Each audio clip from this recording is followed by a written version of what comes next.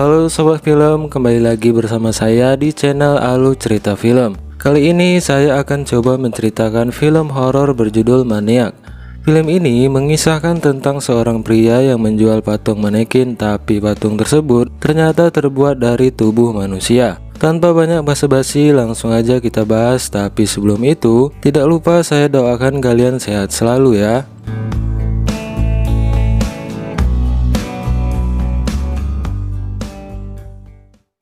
Film ini diawali dengan memperlihatkan perilaku pengintaian yang dilakukan oleh orang misterius terhadap seorang wanita. Sepanjang jalan orang ini hanya mengikuti wanita tersebut sampai-sampai ia tiba di apartemennya. Kalau dilihat dari pergerakannya sih, orang misterius ini seperti orang yang sudah terbiasa untuk mengintai. Dan benar saja, tanpa mengulur-ngulur waktu, ia langsung menusuk rahang wanita itu dengan pisau. Sadisnya lagi, kulit kepala bagian atas dari wanita itu malah disayat sampai terlepas. Beberapa hari setelahnya, orang misterius ini kembali menjalankan aksinya dengan mencari korban dari internet. Dengan segala harapan yang sudah ia tempatkan, akhirnya ia berhasil menemukan seorang wanita bernama Lucy. Lalu mereka pun mengadakan pertemuan di sebuah kafe untuk berbincang-bincang terlebih dulu. Setelah berbicara begitu panjang, diketahui bahwa nama pria ini adalah Frank, dan ia merupakan seorang yang masih single. Tapi nggak perlu waktu lama untuk perkenalan itu, Lucy pun diantar pulang oleh Frank menggunakan mobilnya. Bahkan kalau bisa dilihat, mereka sudah sampai di apartemennya. Lucy yang mulai tertarik dengan Frank yang masih malu-malu langsung mengajaknya untuk cocok tanam. Ketika itu pula, mereka pun menghabiskan waktu beberapa menit hanya untuk berdua saja. Sampai saat kemudian Frank mulai ingat bahwa tujuan awalnya adalah membunuh gadis ini. Alhasil dengan segala keahlian dan juga kebiasaannya, Frank langsung menyayat kepala Lucy menggunakan pisau yang sudah disiapkannya. Setelah itu Frank pun tiba di suatu tempat dan ia mengambil salah satu manekin yang sudah ia siapkan. Ternyata kulit kepala Lucy yang sudah ia sayat malah dipasang di manekin itu sambil di staples. Di saat yang sama juga terlihat seorang wanita yang sedang tertidur, dan setelah dibuka ternyata hanyalah sebuah patung manekin yang merupakan korban di scene awal film. Dan lebih tepatnya Frank memiliki sebuah toko manekin yang biasanya digunakan untuk pameran dan menjual pakaian. Tidak lama dari itu, di depan tokonya terlihat ada seseorang wanita yang sedang berdiri sambil memegang kamera. Karena penasaran, Frank pun keluar dari tokonya dan ia bertanya, "Sedang apa kau di sana?" Di saat itu pun si wanita ini langsung bilang bahwa ia tertarik dengan manekin buatan Frank. Dan dari sanalah wanita yang bernama Anna ini meminta izin untuk mengambil beberapa gambar yang tentunya akan digunakan untuk memenuhi hobinya dalam fotografi. Lalu Frank pun mulai bercerita bahwa kedua orang tuanya sudah meninggal sejak ia kecil. Maka dari itu, untuk masih bisa makan selama ini, ia harus membuka tokonya tersebut. Anna yang mendengar hal itu merasa prihatin dengan kondisi Frank, dan ia pun berniat untuk menyewa patung manekin buatan Frank yang nantinya akan diikut sertakan ke dalam perlombaan oleh Anna. Setelah selesai berbincang-bincang dengan Anna, Frank kembali ke dalam ruangan kerjanya, dan bisa dilihat di sini banyak sekali manekin yang tersimpan di dalam tokonya itu. Sehari-harinya kegiatan Frank hanyalah melamun sambil menunggu konsumen yang datang ke tokonya. Namun di saat tokonya sepi, ia selalu menyiapkan diri untuk kembali mencari korban. Pencarian pada hari itu dimulai dengan keliling kota terlebih dulu. Tidak sembarang wanita akan dijadikan target oleh Frank, dikarenakan wanita dengan rambut indah dan uniklah yang bisa dijadikan kriterianya. Beberapa jam silih berganti ia terus mencari dan mencari sampai hari pun menjadi malam. Kali ini Frank ternyata telah menemukan targetnya, yang dimana wanita itu merupakan seorang penari. Frank mengikuti wanita yang tidak bersalah itu sampai ke dalam gerbong kereta, tapi wanita itu sadar bahwa ia sudah dipantau oleh orang misterius. Dan seketika itu juga ia berlari dari kejarannya. Namun tetap saja mau bagaimanapun ia mencoba lari, Frank tidaklah pernah kehilangan jejaknya sama sekali. Malahan wanita ini malah terjebak di halaman parkir, dan hal ini membuat Frank semakin bersemangat. Ujung-ujungnya wanita ini pun harus ditangkap oleh Frank dan tanpa ampun menikamnya berkali-kali serta menyayat kepalanya dengan sebuah pisau. Sin kembali memperlihatkan Anna dan Frank. Di sini tidak ada rasa curiga sama sekali bagi Anna dan justru ia merasa antusias dikarenakan ia menganggap Frank sangat ahli dalam bidangnya ini.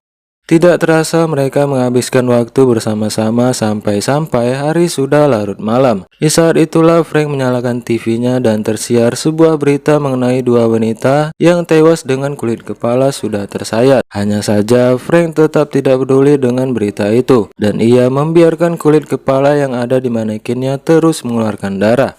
Saat hari telah berganti, Frank kembali kencan dengan Anna dan bepergian untuk menonton bioskop. Namun lagi-lagi, saat Frank sudah mulai naksir dengan Anna, rupanya Anna sudah memiliki seorang pacar sejak dulu. Seketika itu pun Frank tidak bisa berkata apa-apa lagi, cuma bisa melihat Anna akan pergi menyusul pacarnya itu. Dan kalau dipikir-pikir, suram juga ya hidup si Frank ini, sudah jomblo, punya tekanan batin dan juga berprofesi sebagai psikopat. Beberapa hari kemudian Frank berkunjung ke perlombaan manekin yang dimana Anna berpartisipasi sebagai peserta. Di dalam galeri perlombaan itu terlihat banyak sekali patung manekin yang berasal dari berbagai seniman. Namun tentu saja manekin milik Frank lah yang terlihat paling berbeda. Bagaimana tidak, kulit kepalanya saja berasal dari kulit kepala manusia asli. Meskipun begitu, Frank malah tidak terlihat senang dengan hasil karya miliknya sendiri. Melainkan ia malah tertarik dengan seorang juri yang berencana untuk pulang lebih cepat. Dan dari sinilah ilmu stalking miliknya mulai dikeluarkan secara perlahan sampai-sampai ia sudah tiba di apartemen juri tersebut. Dan di saat juri itu lagi berendam, Frank langsung menyekiknya sampai tidak sadarkan diri. Beberapa menit setelahnya juri tersebut mulai terbangun dengan kondisi yang sudah diikat oleh Frank sendiri. Rupanya Frank menganggap juri tersebut sebagai ibunya. Dan dari situlah ia berniat mengambil kulit kepala wanita itu untuk disimpan dalam ruangannya.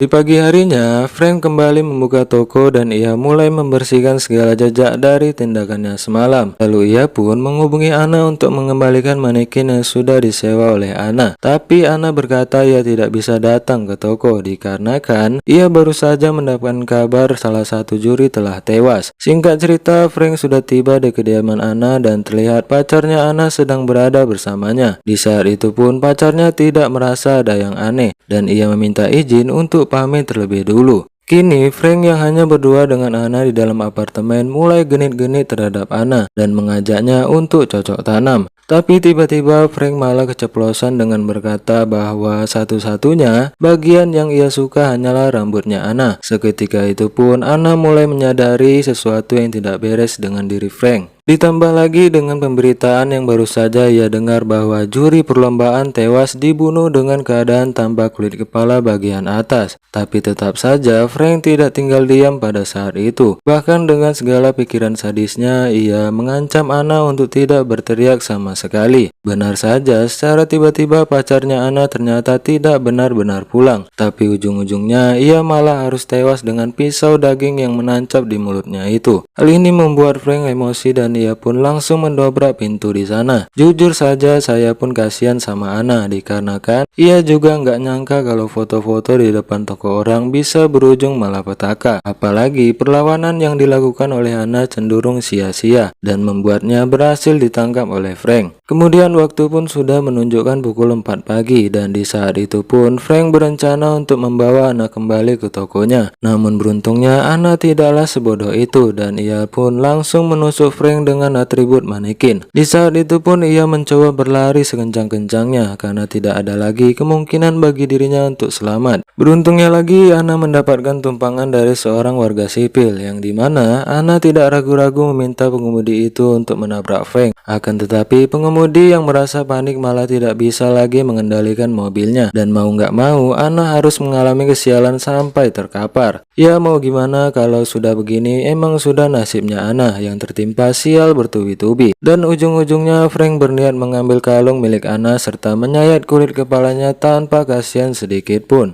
Singkat cerita, kita akan melihat Frank yang akan melamar Anna di dalam rumahnya dan dipastikan bahwa wujud Anna bukan lagi sebagai manusia, melainkan Anna yang diidamkan oleh Frank adalah wujud berupa patung manekin. Hanya saja hari bahagia bagi Frank haruslah segera berakhir dikarenakan para polisi sudah menyadari perbuatannya itu, dan pada akhirnya segala perbuatan Frank menjadi setimpal ketika ia ditembak tanpa ampun dan tewas di kamarnya sendiri. Di akhir film, kita diperlihatkan dengan Frank yang masih kecil sedang menyisir rambut ibunya. Mirisnya keseharian Frank harus diisi dengan menonton ibunya sendiri yang bekerja untuk cocok tanam sama orang lain. Kesehatan mental serta psikologi dari Frank yang sudah rusak tentu saja membuatnya sulit untuk beradaptasi sebagai makhluk sosial. Dan pada kesimpulannya, kalau kalian berkenalan dengan seseorang, jangan sampai kalian tidak tahu latar belakang dari orang tersebut. Baiklah sobat film, sampai di sini aja alur ceritanya. Jika kalian suka dengan konten kali ini, silahkan share kepada teman dekat ya. Oke, sampai jumpa di video berikutnya.